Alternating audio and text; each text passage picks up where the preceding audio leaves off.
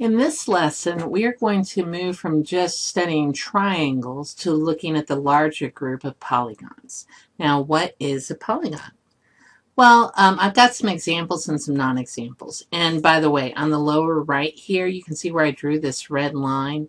The reason I did that is I accidentally had a square here, which is actually a polygon. So we need to change this example so it's a non-example. So what makes something, how did I know that this was I had to fix this so it wasn't a polygon? Well, some of the characteristics of polygons are that they are closed. What does closed mean? It means no openings. Right here, you can see there, I have an opening. If I had just say an angle by itself, that would also be open and that would not be a polygon. So if you wanted to, please go ahead and draw an angle as an example. That's not a polygon, it's just an angle. Another characteristic is that it has to be two-dimensional. It needs to fit in a plane. And all of these polygons here on the left are two-dimensional. On the right, you can see I have what looks like a box, a rectangular prism. That's three-dimensional. That will not fit in a plane. So that's why that one is not a polygon. Additionally, it needs to be composed of segments. I mean straight lines between two endpoints. And if you look at the right, these are curved. Curved is not a segment. So curves are bad for polygons. And that's why these two are not polygons. Speaking of polygons, poly actually means many, and gons means angles. So it's many angles. And the reason is when you connect two segments, you make an angle. Now, you can't really have segments intersecting.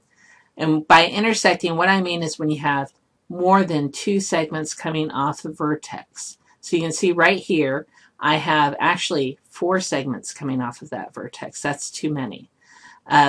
This example right here, I have 3 segments coming off of the vertex. That's too many there. You should only have 2 segments from any vertex. And you can look at all of these examples on the left, and no matter which vertex you pick, there are only 2 segments. Now, then polygons can actually be concave or convex. Now, how do I know what's concave and convex? Well, first of all, you're going to use something called the diagonal. A diagonal is a segment, and I'm going to do my best to draw a straight line with this thing, but I'm not very good. A diagonal is a segment that connects 2 non-consecutive vertices. What does non-consecutive mean? Well, if I have a vertex here, right, this one, it would be the second one, so that would be in a row. I need to go away from the second one to the very next one, and that would count as a non-consecutive vertex. So it's not right next to it, it's not the next one. If I were looking at this shape right here, you can see there's a diagonal. Now, something is convex if I can always draw the diagonals inside of the polygon. I never go outside of the polygon. But you'll notice that here I could connect these 2 vertices, and I would not be inside the polygon. I would actually be outside of it. Of course, there are some diagonals in here that go across the inside, but I also have diagonals on the outside, and we call that concave.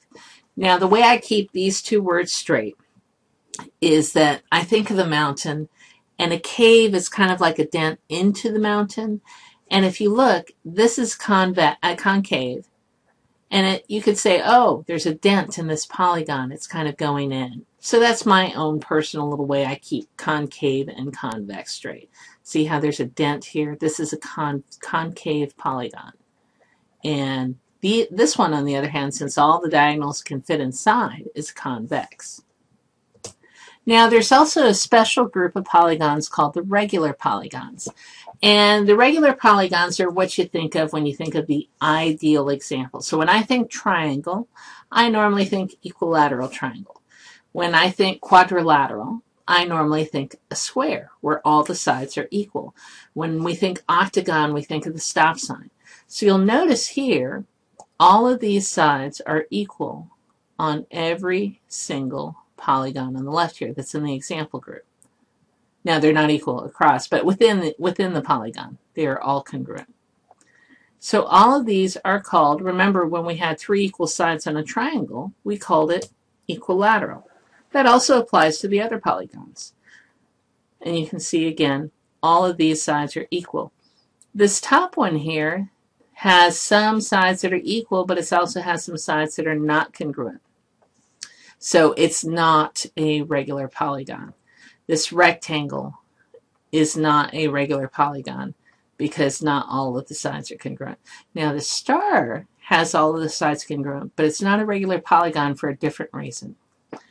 Now another thing, so we said all the sides have to be equal. It must be equilateral, congruent. And there's one other thing it needs to be, and that is equiangular, which means all the angles must be congruent. So you'll notice on this octagon here, all my angles actually are congruent.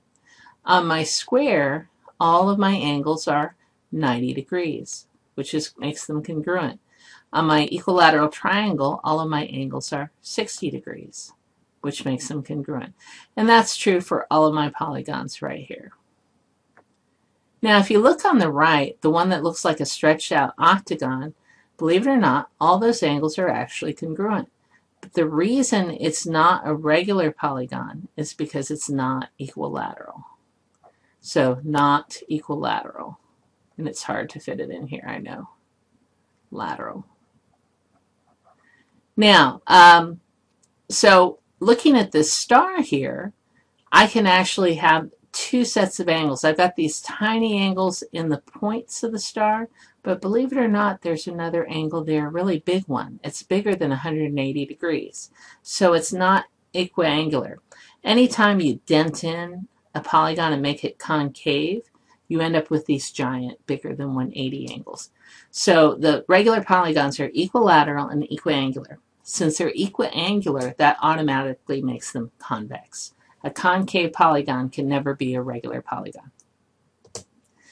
Now, last but not least, let's take a look at sides of polygons. So polygons are named according to the number of sides.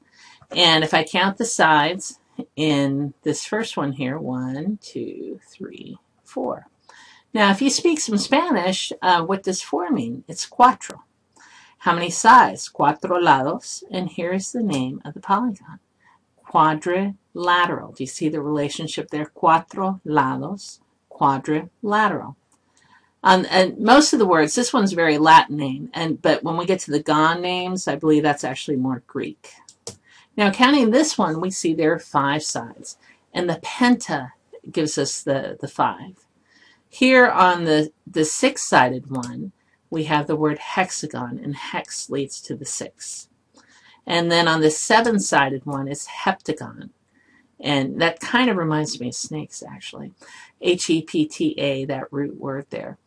And then the 8 is octagon. And you're familiar with the octa because of the octopus, which has 8 arms.